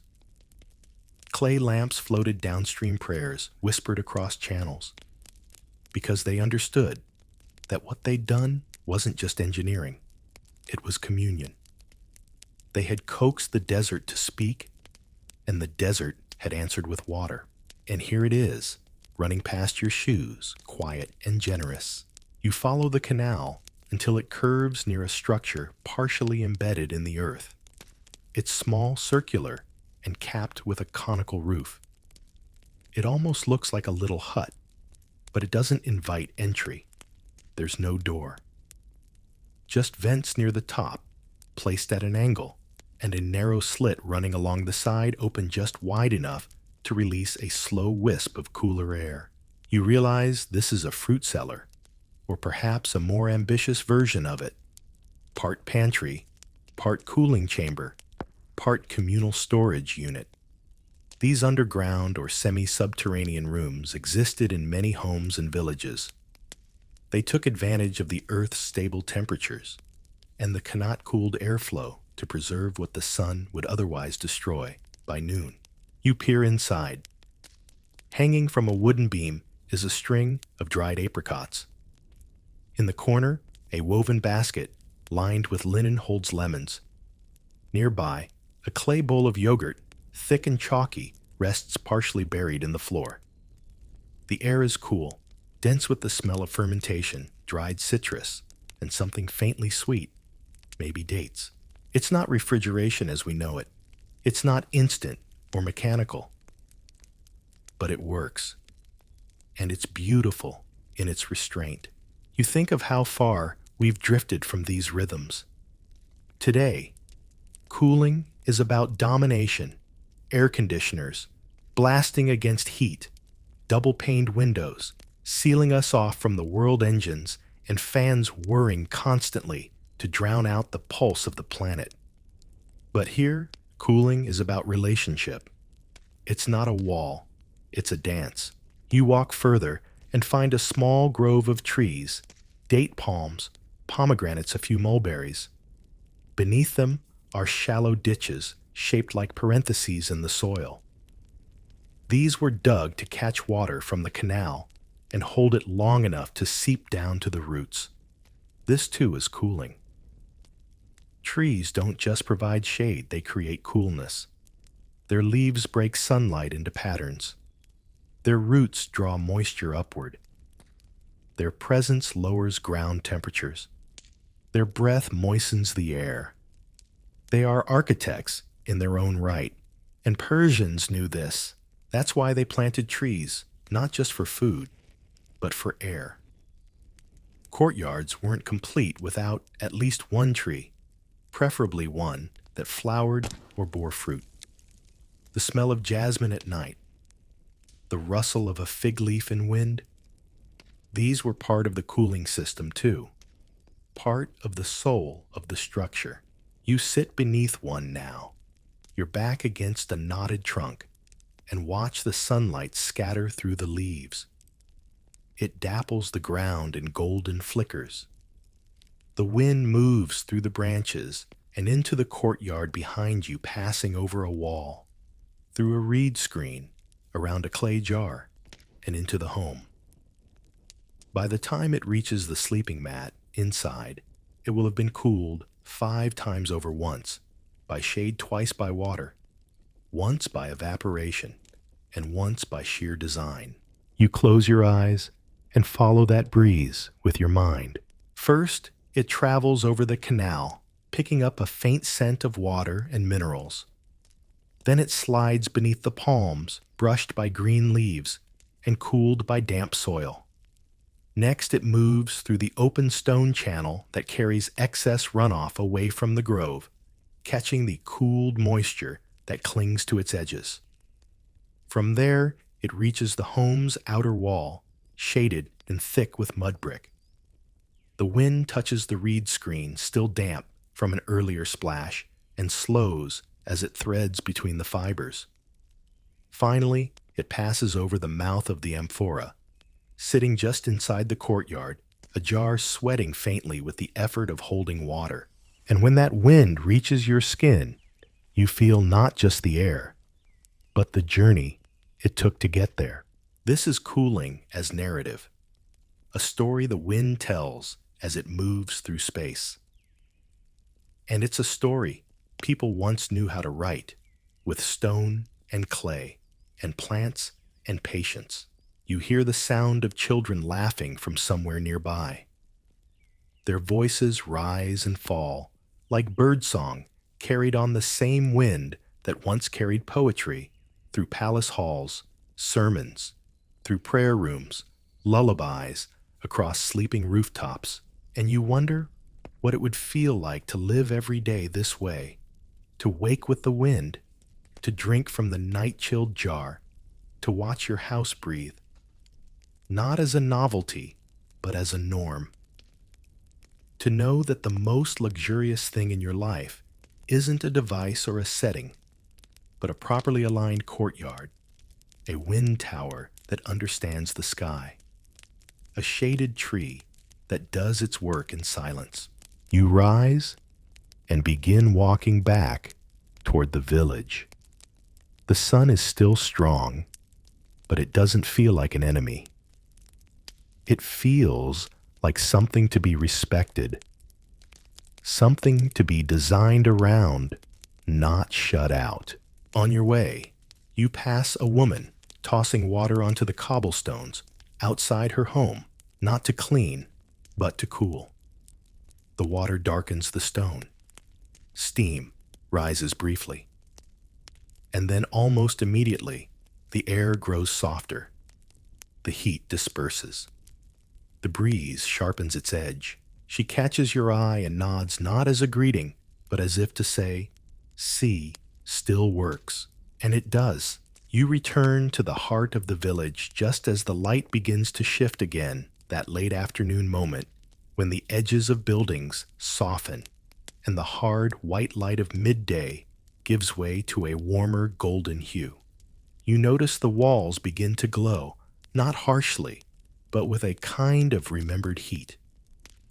The buildings are not objects anymore.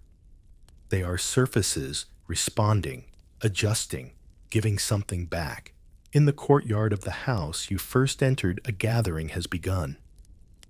It's not a celebration exactly, and not a ritual either, just the shared quiet communion of neighbors. Clay cups are passed from hand to hand, and from one corner comes the rich scent of tea steeped with saffron and cardamom. But it's not hot, not now. The tea has cooled, left to rest and release its flavor in the breeze. No one here is in a hurry. As you settle among them, a man begins to speak.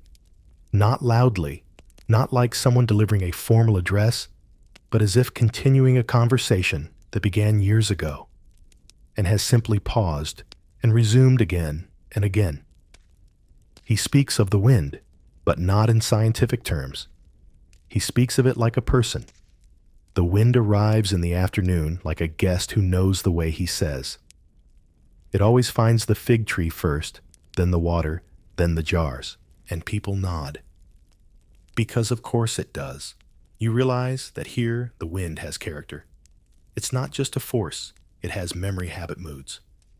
In spring, it comes early. In summer, late. In winter, it sleeps. Some days, it plays. Some days, it listens. No one tries to fight it. They just learn to expect it and build accordingly. You begin to understand why Persian poetry is filled with wind, not just as metaphor, but as presence. Rumi, Saadi, Hafez, they all wrote about it. The breeze, as messenger, as lover, as divine whisper.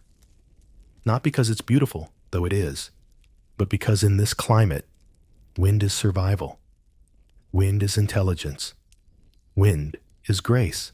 One woman tells a story about her grandmother, who used to test the wind each morning by dipping her finger into a bowl of water and holding it aloft. Depending on how quickly it dried and from which side the chill arrived, she would decide where to cook, when to sweep, whether to set the table in the courtyard or beneath the awning. Her calendar wasn't hanging on a wall. It floated silent and invisible just above the rooftops.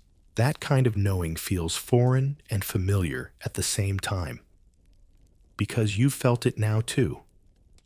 The difference between a breeze that refreshes and a gust that overwhelms. Between wind that sneaks in through careless design and wind that has been invited to stay, you drink from your cup some blend of herbs and slightly cooled well water, and feel how it moves through you like the wind itself. Not dramatic, just steady, just right. Someone brings out a long, narrow reed flute and begins to play. The notes wander lazily through the courtyard, finding corners to rest in. The sound isn't loud. It doesn't need to be. Even the wind seems to make space for it, pausing between breaths to let the music pass. And as you sit there, you realize something simple and profound. Comfort has no urgency here. No one is trying to cool down fast or beat the heat. Instead, they slow the heat's arrival. They prepare for it. They expect it, and they give it somewhere to go. Nothing is blocked. Everything is redirected. You remember the way the buildings were designed to breathe. The thick walls absorb and release heat gradually. The domed ceilings push hot air upward, while vents near the floor draw coolness from below. The clay jars do the rest, pulling moisture through their pores to create microclimates around their bases. This is not an environment controlled by force. It's one in harmony with time. One elder leans toward you and says, "We do not cool the house.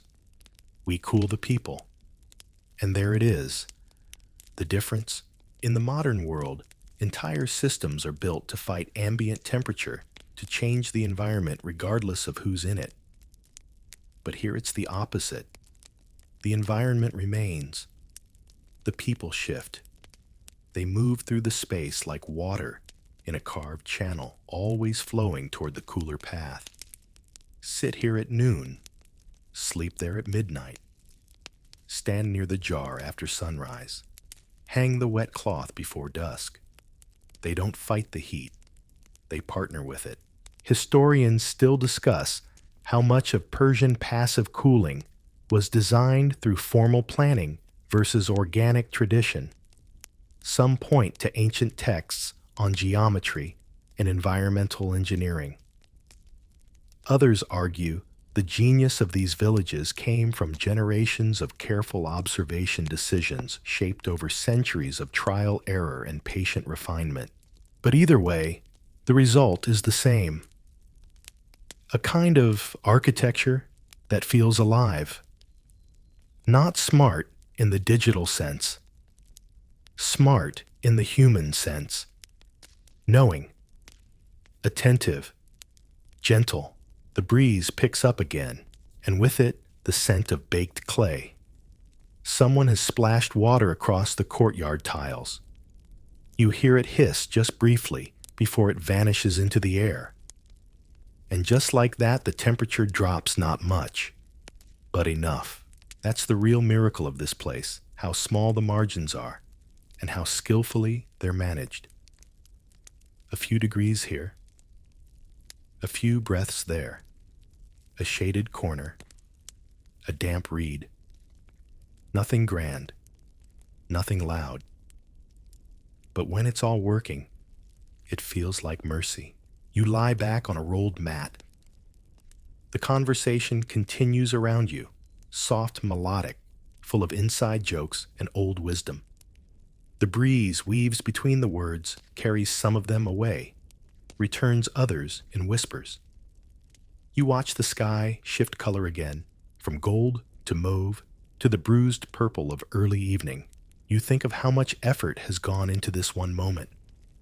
The digging of tunnels, the shaping of towers, the laying of tile, the planting of trees, all so that a person could sit here and feel okay. Not dazzled, not impressed, just okay.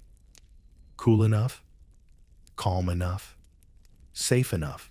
And that might be the most radical idea of all. In a world obsessed with extremes, with chasing peak efficiency, peak performance, peak comfort, the people here have chosen something else. They've chosen enough, a breeze, that's enough to keep you from sweating. A jar that's enough to make your drink refreshing. A wall that's thick enough to buy you a few hours of sleep before the heat returns. And when it does return, they'll be ready. They always are. Because they know the wind. And the wind knows them. Evening settles like silk across the village. It doesn't fall quickly, like a switch being flipped. It stretches, slides, dims. The edges of rooftops leans into alleyways. The wind changes too. It slows for a while, rests, then returns cooler, deeper, more certain of its path. You feel it brush across your arms, lifting the edge of your sleeve before disappearing again as if to say, I'm still here. The courtyard grows quieter. Children drift off to bed or toward rooftops where rolled mats await them under a sky scattered with stars. The adults remain seated, not talking much, not needing to. In the fading light, the village feels older, not ancient in a dusty, forgotten way, but in the sense that everything around you has already endured something many times over, and it knows how to wait. You rise from your mat and stretch. No one minds. Movements here are gentle and undisturbing, as if they've all been rehearsed before in dreams. Someone hands you a damp cloth, lightly scented with mint and vinegar. You wipe your face and neck, and the effect is immediate. The vinegar cools the skin. The mint sharpens the breath. You are present again, awake and soothed. As you walk slowly around the edge of the courtyard, your eyes land on a small alcove tucked into the shaded wall, a basin wide and shallow holding just a few inches of water. Above it, a smooth ceramic disc hangs like a forgotten mirror. At first, it looks decorative. Then you realize it's part of a cooling trick. When the basin's surface temperature drops through nighttime evaporative cooling, it reflects just a bit more moonlight upward, which then bounces off the disc and gently illuminates the area with soft, indirect light. No flame, no smoke, just physics, reflection, and respect. You sit beside it for a while, watching how the stars shimmer differently in moving water than they do in the sky. And it strikes you that this is another kind of cooling of the mind. The village is built not just to temper the heat of the body, but to quiet the heat of thought, of worry, of noise. Every space invites softness. Every corner says, you've done enough for now. And that gentleness extends even to the materials used. You recall how much of this place is made from things the earth offered freely: mud, straw, water, lime. These weren't mined or forged or shipped across oceans. They were gathered, shaped, and allowed to breathe. The walls don't just insulate, they live. They absorb heat in the day and release it slowly at night. They carry scent and memory. Run your hand across one, and you can feel it still warm in one place, still cool in another, like a sleeping animal. Historians still debate the full extent of passive cooling design across Persia's dynasties. Some argue that innovations peaked during the Safavid period, when royal gardens and public baths were constructed with unprecedented precision.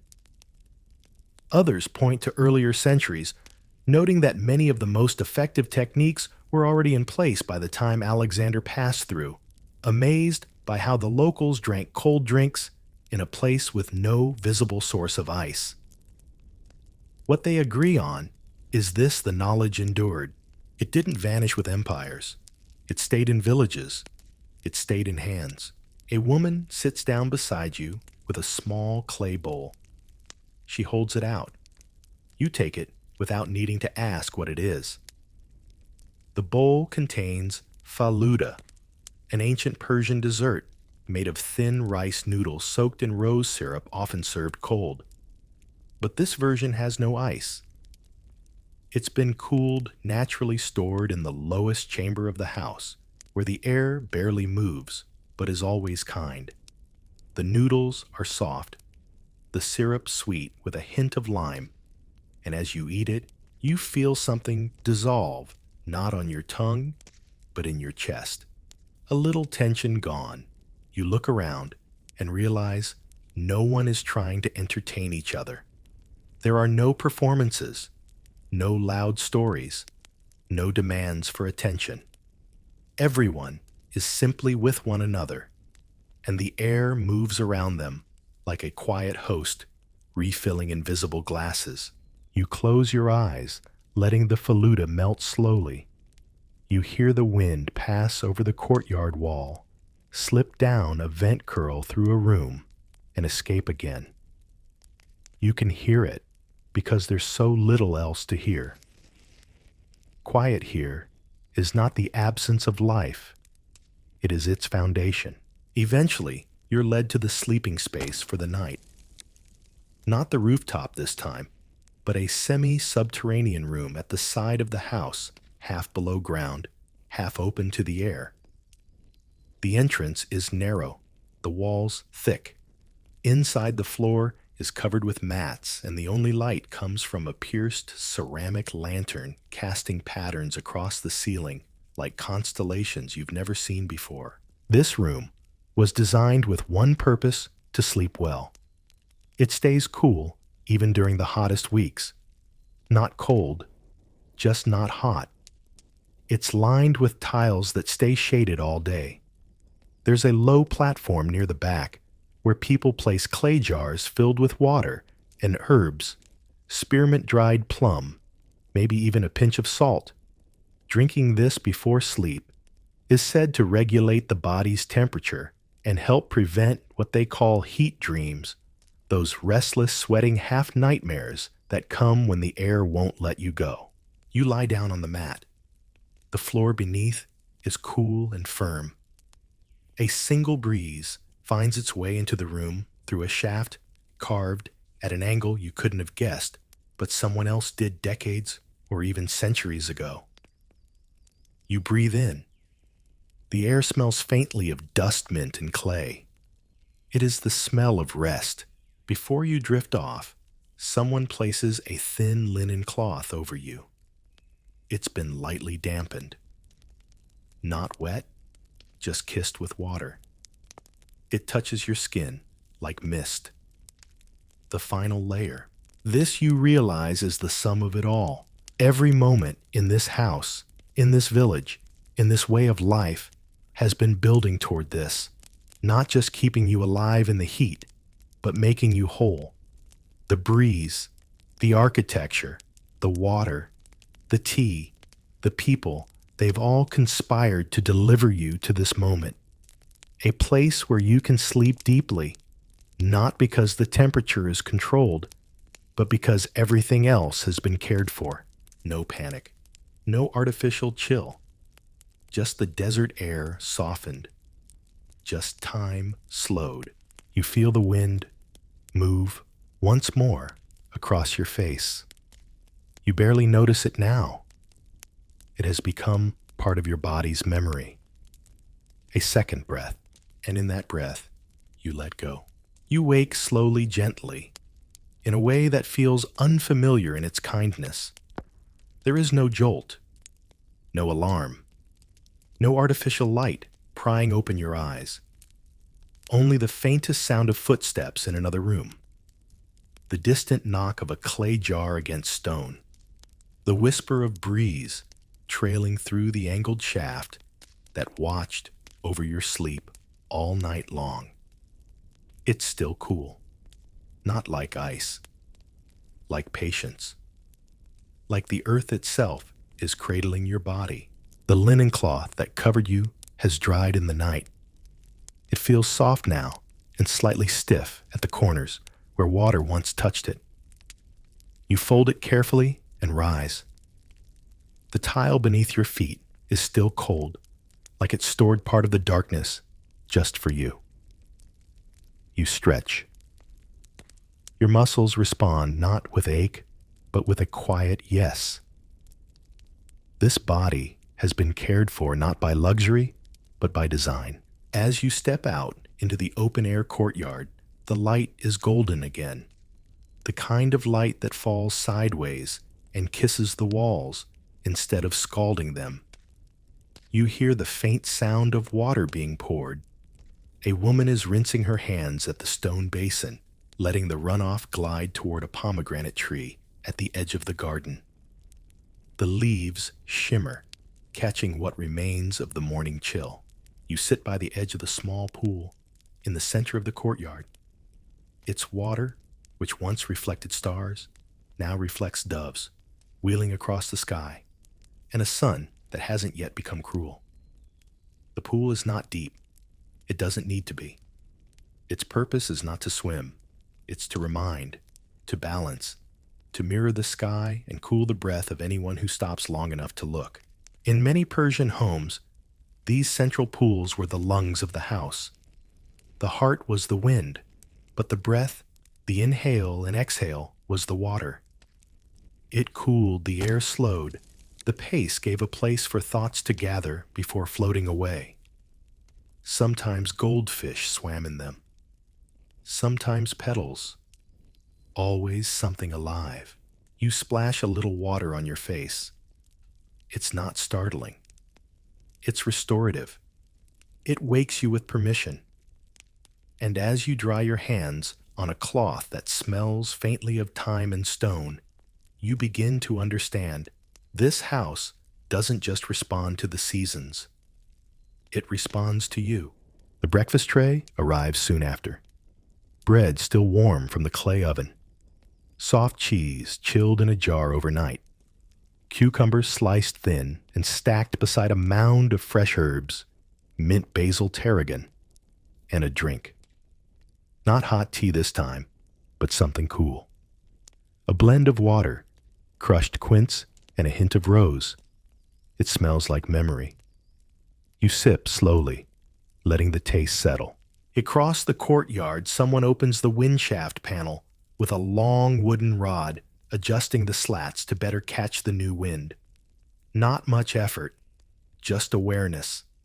A quick check of the sky, the way the curtains move the smell of the air. In some ways, this simple act is more powerful than any button or dial. It says, I see what the world is doing, and I will respond accordingly. Historians still debate how far this awareness extended into public life. Were cities designed like homes? With wind in mind, evidence suggests yes.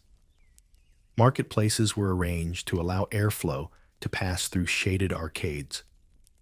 Mosques had cooling pools in their courtyards, and wind towers disguised as minarets. Even city walls and gates were placed to funnel the prevailing winds inward, cooling crowded streets and bustling squares. The architecture wasn't passive. It was participatory, and even now, sitting here, you can feel the effects. The village breathes in sync with the day.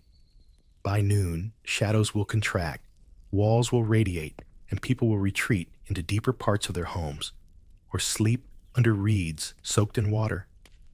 By evening, they'll reemerge slower, softer, grateful.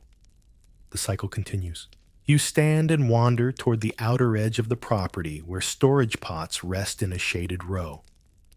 Their arrangement is deliberate, not for aesthetics, but for cooling. The larger pots block the smaller ones from direct sun. A few are partially buried, their round bellies sunk into the earth, where the temperature remains steady. One is open. Inside, you see dew, again salted yogurt mixed with herbs. This time, it's fizzy, having fermented overnight. You dip a ladle into the jar and taste. It's tangy bracing. It clears the throat and tightens the senses. You can see why this was once given to travelers before a long desert journey. It wakes the body gently, but thoroughly. Nearby, another jar is sealed with a cap of waxed cloth. You lift the edge and see pickled turnips dyed pink by beetroot floating in brine that smells of garlic and thyme, cooling through acidity, cooling through fermentation, cooling through patience. Because that's the other secret no one mentions up front. Cooling takes time, not just hours, but generations. Knowledge passed from grandmother to grandchild, not in lectures, but in habits. Wet this cloth, hang it here. When the shadow reaches this tile, move to the north wall. Don't open the wind shaft before the wind has turned. Store the sour plums near the water jar. Keep mint beside the pickles. Don't drink the dew until it bubbles. Every detail matters. Not because it's impressive, but because it's enough. You walk back through the hallway, fingers trailing along plaster that's still cool to the touch. Someone has cleaned the floors with rosewater and vinegar again. The scent is faint but persistent. It makes the whole home feel freshly exhaled. You pause at the inner room, where a few young people are seated on cushions, listening to an older man recite a poem. It's about wind. Of course it is. Not a romantic wind, not a storm. A familiar one. The kind that waits.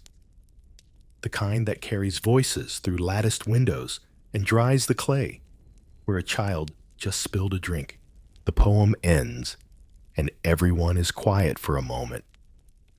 Then someone adjusts the reed mat over the window to let in a little more light, and you think again about how much of this way of life is built on subtlety. Not defiance, not resistance, just adjustment. Minor corrections made 100 times a day. No grand gestures, just small, intelligent acts repeated faithfully. And cooling in this context is not just physical, it's moral. It's a commitment to living gently in a world that does not always want to be gentle. It's refusing to rush, refusing to burn, choosing stillness when the heat says run. As the day begins to climb again, you step into the shade of a narrow alleyway. The walls rise on either side, tall and thick, blocking the sun. A trickle of water runs beside the path. Somewhere up ahead, a wind tower waits, its mouth open to the sky. You walk slowly, not because you're tired, but because the path invites you to. And as you move, you feel the wind follow behind you, not chasing, not pushing, just accompanying, like a friend. The alleyway narrows the farther you go, drawing the shade in closer until the air feels thick with quiet. Only the sound of your footsteps remains, the soft scrape of sole against packed earth and the occasional hiss of grit under heel.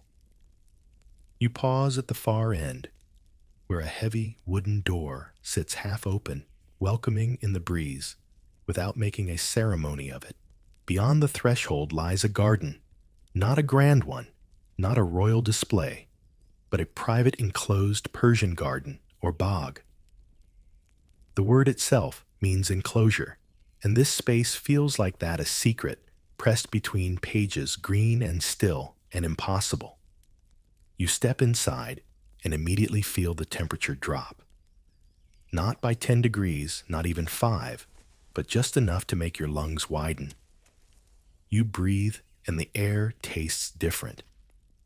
Cooler, wetter, alive. The garden is quadrilateral, split into 4 sections by narrow water channels that intersect at the center. This is Chahar Bagh design, the classical layout of Persian gardens, meant to echo the order of the universe. 4 rivers, 4 elements, 4 directions. The trees here are low and lush pomegranates, sour orange grapevines knotted around pergolas. Small birds flit through the leaves. The central water basin holds their reflection as they fly. And of course, there's wind. Even here, especially here. channeled through hedges funneled by walls, cooled by the evaporation from every surface that shimmers. The wind is part of the geometry. It's drawn into the space, slowed and folded into itself, like someone whispering a blessing in a quiet room. You walk the narrow paths between garden beds, your fingertips brushing the tops of basil and fenugreek. In one corner, a young boy sits with his feet in a shallow rill of water, gently herding the current with a stick. He hums a tune that the breeze carries sideways, turning it into part of the environment. No one speaks loudly in the garden. No one needs to. Historians often point to Persian gardens as evidence of early climate adaptation spaces, not only for leisure, but for survival. In the hottest parts of the day, the garden became a refuge cooler than the open air, fresher than the home's inner chambers. Not because it was filled with gadgets or clever tricks, but because it was alive. Shade from trees, cool ground, water moving just enough to freshen the air without ever splashing. A system of passive cooling written in root and stone. And the garden, like the home, was built to cooperate with the seasons. Deciduous trees allowed in light during winter and blocked it in summer. Vines climbed to curtain windows without walls. Every element of design worked with the natural rhythm of sun, moon, and wind. There was nothing random about it, nothing wasted. You sit beside the central pool, now cross-legged, your back against a low wall, still cool from the night. You look down into the water and see your reflection mingled with the branches above. The breeze carries the scent of crushed mint-wet stone and something sweeter, perhaps the memory of jasmine. You close your eyes. Time stretches. When you open them again, a woman has appeared carrying a brass tray. On it 3 cups of qanat, a drink made from tiny reddish seeds soaked in cool water, often flavored with a splash of rose water or lemon. She offers you one, and you accept. The seeds float in the cup, swirling gently, their weight almost invisible. You take a sip. It's earthy, slightly sweet, and deeply refreshing. The seeds give it texture, a subtle crunch that disappears quickly into smoothness. Qanat is a traditional summer drink here, beloved for its supposed cooling properties, not just of the body, but of the temperament. It was believed to calm heat in the liver, ease irritability, and bring balance. In this climate, where anger could bloom as quickly as a sunburn, cooling the soul was as important as cooling the skin. You sip slowly and feel the truth in that. The drink does something not like medicine, but like shade. The garden quiets again, as if everyone has agreed to stop breathing at the same time. The wind passes through once more, pulling across the water, the leaves, the skin of your forearm. It's the same wind that passed through the windcatcher hours ago, that stirred the water jar at dawn, that whispered between your ribs as you slept. And it keeps going, curling around the corner of the courtyard, lifting the edge of a curtain, nudging a door, ever so slightly.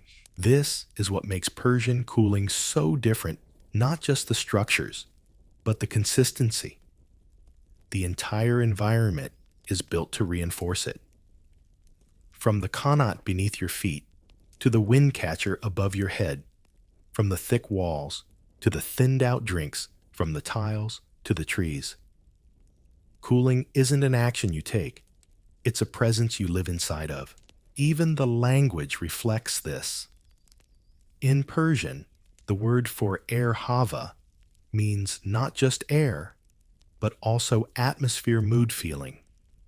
To ask someone how they are is to ask how their hava is, their inner weather, their climate. And maybe that's the final secret here. The line between inside and outside blurs. The air outside is not the enemy. The house does not fight it. It simply asks it to behave. And when it does, you are free. You rise and walk back into the house one last time. The shadows have lengthened the color of light, now softened to a kind of bronze. You pass through the hallway, slowly noting the way the tiles have cooled again, the way the jar in the corner now beads with condensation, the way the breeze still finds its way along the path it's always known. You step into the main room, where cushions have been arranged again, and a tray of sliced melons waits beside a cup of steeped herbs. The windcatcher above lets in one last ribbon of air, carrying with it the scent of dusk, and you know now, in your bones, that none of this was accidental. Not the chill of the water, not the stillness of the air, not the taste of the drink, not the sleep you had beneath clay and stars. Every moment was shaped by hands that respected the heat and answered it with softness, not force. Because in Persia, the coolest thing you could be was prepared, and you were. Let yourself settle now. Feel the last of the desert air leave your lungs, and let your body sink just a little deeper. The wind is still moving soft and patient, brushing over tile and clay, whispering through half-open doors, and gently lifting the edge of night. It's done its work, and so have you.